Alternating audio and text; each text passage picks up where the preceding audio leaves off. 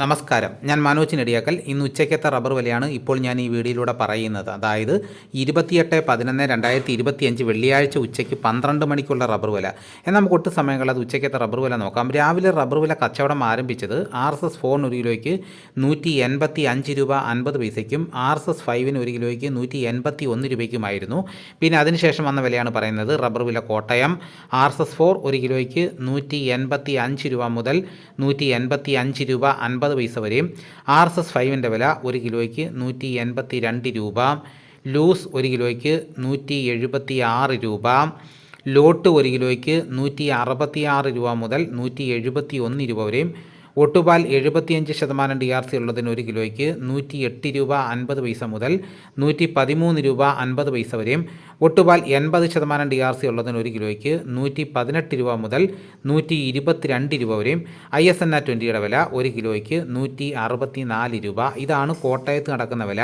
ഇനി നമുക്ക് കൊച്ചിയിൽ നടക്കുന്ന വില നോക്കാം. RSS 4 ഒരു കിലോയ്ക്ക് 184 രൂപ 50 പൈസ, RSS 5 ഒരു കിലോയ്ക്ക് 182 രൂപ. ഇതാണ് കൊച്ചി നടക്കുന്ന വില. ഇനിയിപ്പോൾ നടക്കുന്ന ലാറ്റക്സിൻ്റെ വ്യാപാരി വില നോക്കാം. ഫീൽഡ് ലാറ്റക്സ് 168 രൂപ.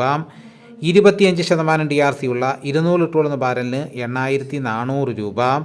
30% DRC ഉള്ള 200 ലിറ്ററോളുന്ന ബാരലിന് 10080 രൂപ.